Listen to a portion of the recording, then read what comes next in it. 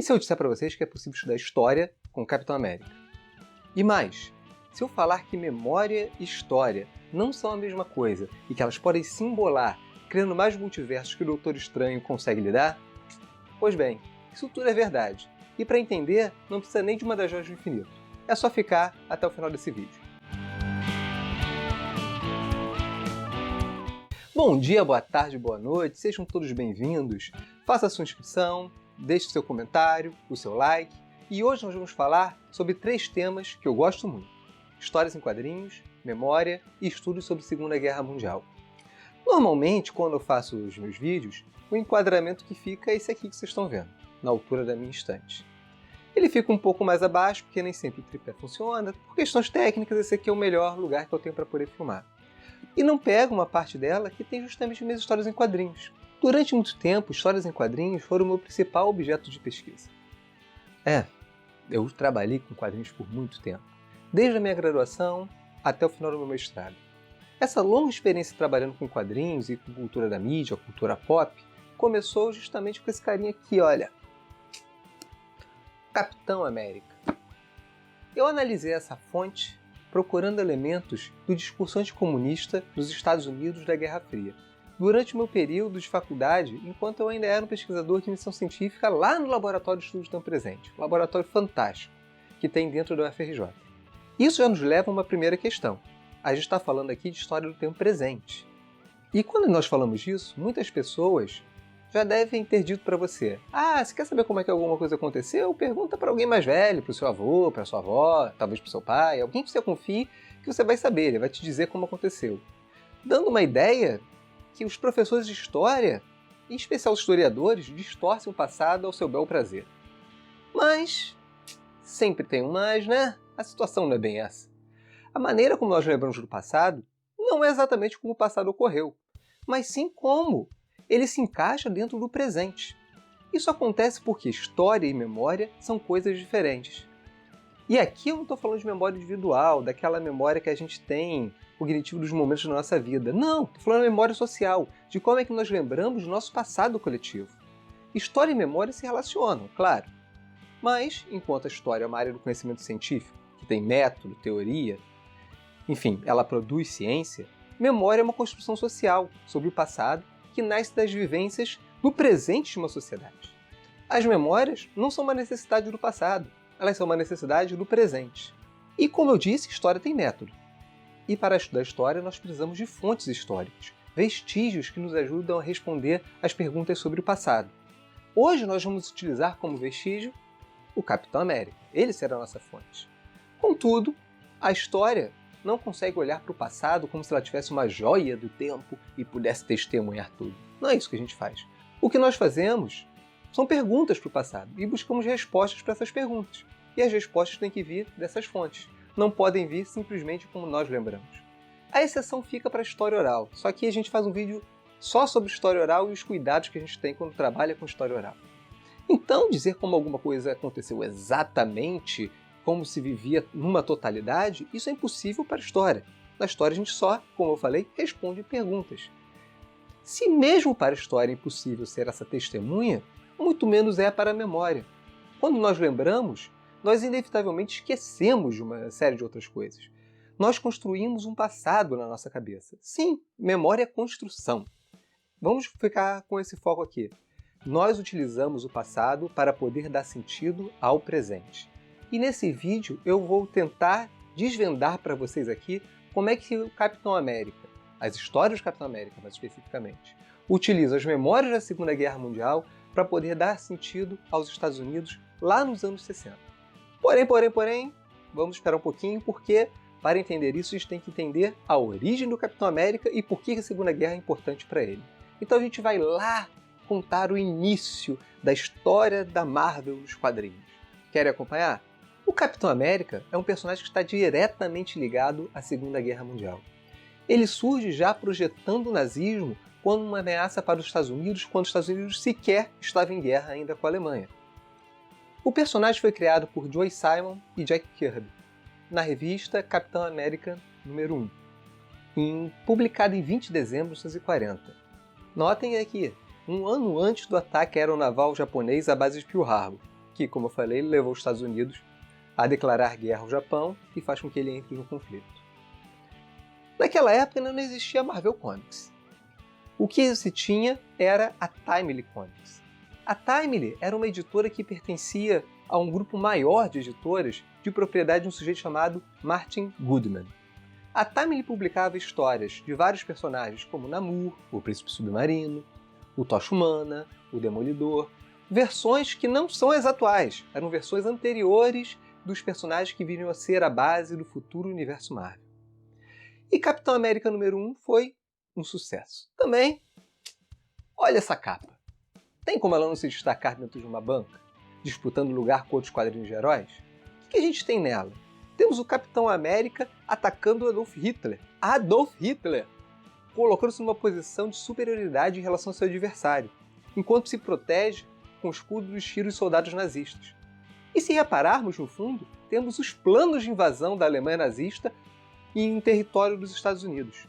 Ou seja, antes mesmo dos Estados Unidos entrar na guerra, Capitão América já colocava a Alemanha como uma ameaça para os Estados Unidos e a necessidade de combater o nazismo. As histórias dos personagens foram publicadas de forma contínua e fizeram enorme sucesso durante toda a Segunda Guerra Mundial. Contudo, quando o conflito chegou ao fim, o papel do super-soldado também chega ao seu final. E a frequência do personagem vai diminuindo cada vez mais nas publicações até ser completamente descontinuado em 1954. Vamos dar um salto no tempo agora e vamos para 1961. 1961 era um cenário completamente diferente para os quadrinhos. Os super-heróis precisaram ser infantilizados. As histórias se tornaram mais infantis mesmo, mais pueris, com temas mais cômicos, porque os grupos conservadores dos Estados Unidos promoveram uma verdadeira caça às bruxas aos quadrinhos, alegando que eles deformavam moralmente as crianças. E é válido dizer que isso não aconteceu só com os quadrinhos. Livros como Caça às Bruxas, da Lilian Hellman, nos falam de como é que isso aconteceu também no setor do teatro e do cinema. E as histórias, principalmente de monstros e de terror, tinham sofrido um impacto gigantesco dessa perseguição. A Timely publicava principalmente histórias de monstros e de terror.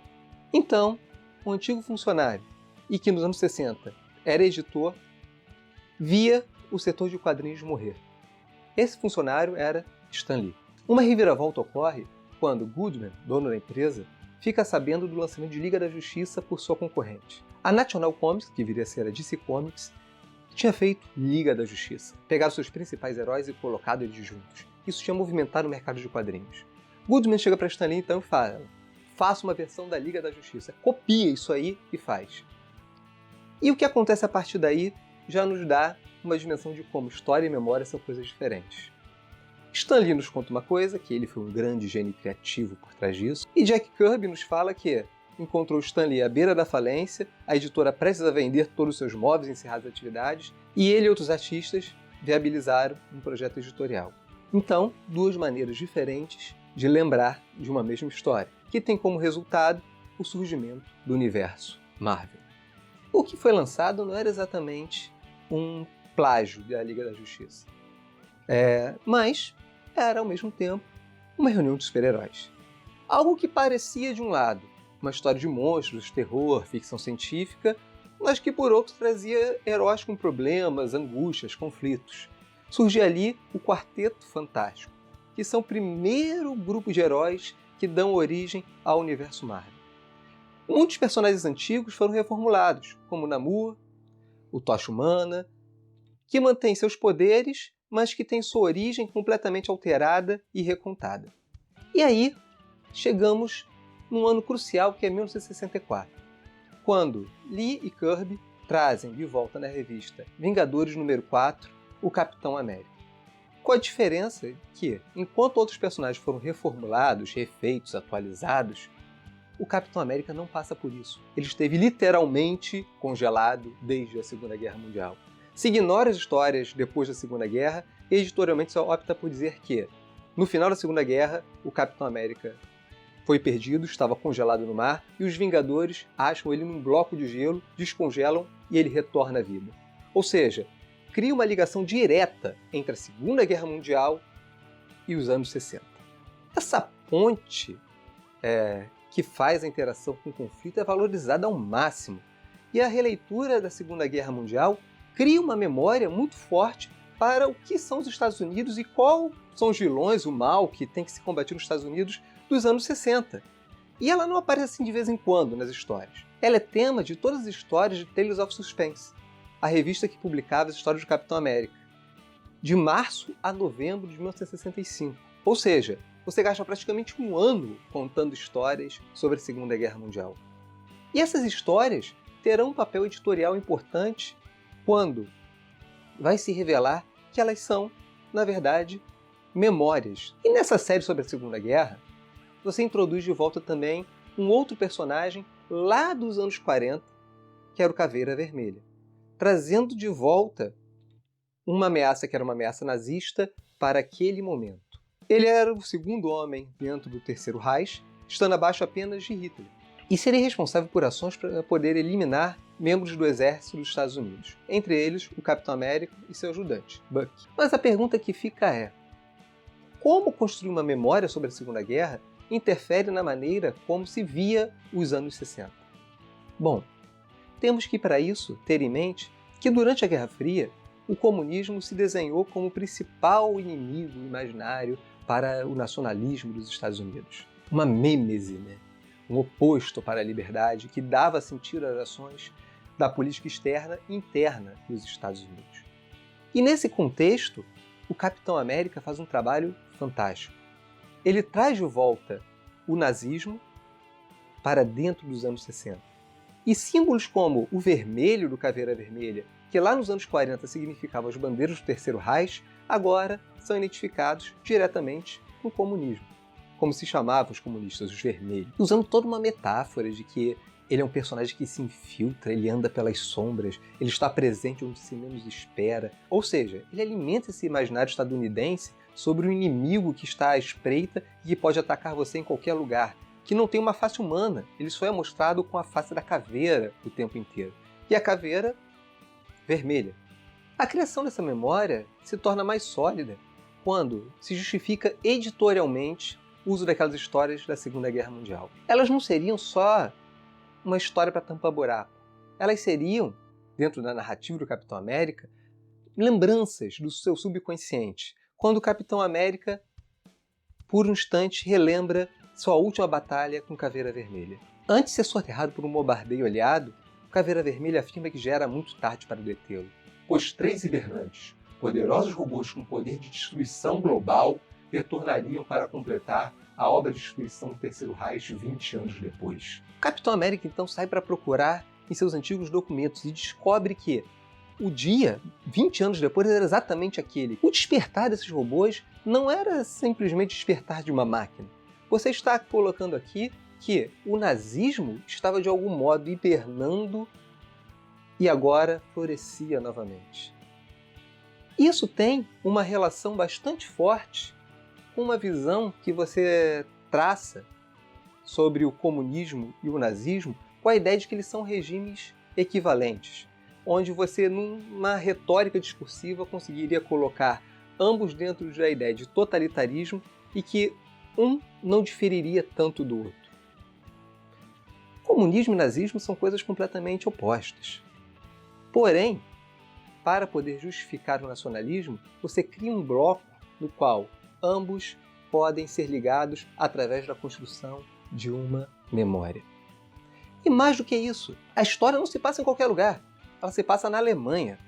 A Alemanha, ela é justamente o ponto onde há o maior embate entre Estados Unidos e União Soviética e onde a Guerra Fria toma uma proporção física mesmo, com a construção do Muro de Berlim. Ou seja, a Alemanha era um país dividido entre comunismo e capitalismo, e Berlim, mais ainda, era uma cidade dividida por um muro. Lembrar a Segunda Guerra de uma forma específica constrói uma memória. E a memória serve para justificar como os Estados Unidos viam, lá durante a Guerra Fria, num contexto completamente diferente da Segunda Guerra Mundial, quais eram seus inimigos. Você recria um passado e associa esse passado ao presente, fazendo com que o inimigo passado possa ser identificado com o inimigo presente. Isso é uma cola fundamental para uma coisa que nós chamamos de nacionalismo. Você criar um inimigo para a nação. Um inimigo que unifique todas as pessoas dessa nação em torno de sua defesa. E para a gente encerrar, uma coisa curiosa. Uma parte enorme dessa trama, lá dos anos 60, com os hibernantes, com o perigo que estava adormecido, foi levada para o cinema pela Marvel. Sim, foi levada para o cinema. Em que filme? Capitão América Soldado Invernal. Contudo, a ameaça aqui colocada não é mais de robôs gigantes do nazismo. A ameaça colocada é que o nazismo se infiltrou dentro das próprias forças de defesa dos Estados Unidos.